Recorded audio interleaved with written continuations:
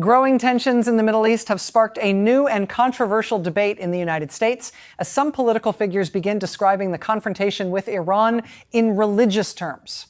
Critics warn that framing a geopolitical conflict as a form of holy war could deepen global divisions, undermine diplomacy, and increase the risk of prolonged instability in the region.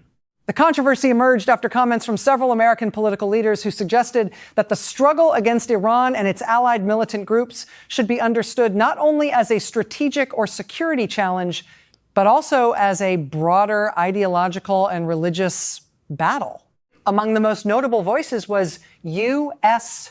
Senator Lindsey Graham, who argued that the confrontation involves radical extremists who justify violence through religion and who seek to destroy Israel and attack Western nations. According to Graham, the conflict could determine the political and ideological future of the Middle East for generations. Supporters of this view claim that extremist groups in the region often frame their actions through religious narratives, making it difficult to separate faith from politics in the conflict. However, critics say adopting similar rhetoric risks reinforcing exactly the type of polarization that fuels long-term instability. They argue that describing the conflict as a religious struggle could encourage extremists on both sides while weakening diplomatic solutions. Questions about the justifications for military action. The debate over religious rhetoric comes amid broader questions about the reasons behind U.S. military actions involving Iran. The administration of Donald Trump has faced criticism from political opponents and analysts who say the explanations for the conflict have shifted over time. Early arguments focused heavily on concerns surrounding Iran's nuclear program. U.S. officials argued that preventing Iran from developing nuclear weapons was essential for regional security and global stability. However, critics pointed out that earlier statements from officials had suggested Iranian nuclear capabilities had already been severely weakened, raising doubts about whether that threat alone justified further escalation. Another explanation presented by some policymakers involved the possibility of a preemptive strike. According to this argument, the United States had to act before Iran could retaliate if Israel launched its own military action. Israeli Prime Minister Benjamin Netanyahu has long warned about Iran's regional influence and nuclear ambitions, and he has publicly advocated strong measures to counter Tehran. Still, critics say the shifting explanations from nuclear threats to strategic preemption and now religious language have created confusion about the true motivations behind the conflict. Religious language and concerns inside the military. The issue has drawn additional attention because of reports involving religious language within the U.S. military. The Military Religious Freedom Foundation, a nonprofit organization that advocates for the protection of religious freedom among service members, says it has received more than 200 complaints from military personnel in recent days.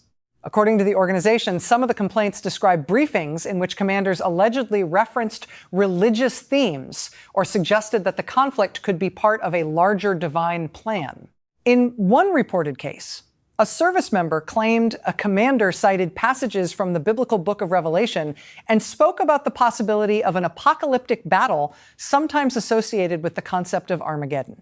These allegations have sparked concern among civil liberties advocates, who argue that the U.S.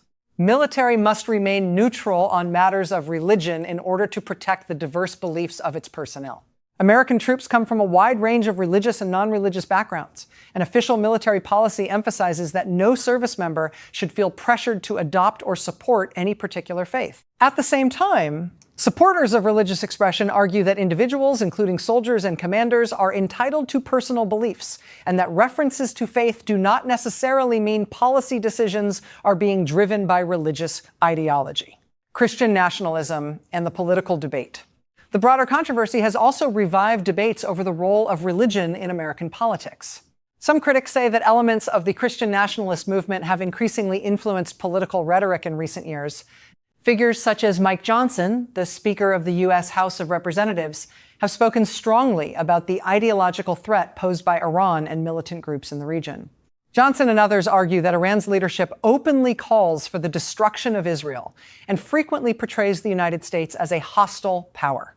Supporters of this perspective believe that moral clarity and strong opposition to extremist ideology are necessary in confronting such threats.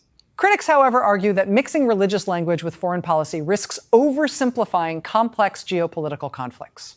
The diplomatic risks of a religious narrative.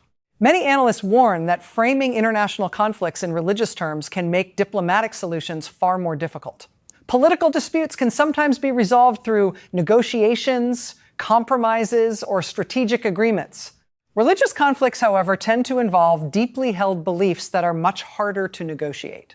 If one side views a conflict as a matter of faith or divine mission, critics argue, it may become nearly impossible to find common ground through traditional diplomatic channels. This concern is particularly relevant in the Middle East, a region already shaped by overlapping religious, ethnic, and political tensions. Analysts warn that introducing more religious rhetoric into international debates could further inflame public opinion across the region. A broader debate about American foreign policy. The current controversy ultimately reflects a larger question about how the United States should approach foreign policy in the modern era. For decades, American leaders have generally framed international conflicts in terms of national security, alliances, and international law. Critics of the recent rhetoric say that maintaining that approach is essential in order to avoid turning geopolitical disputes into ideological or religious confrontations.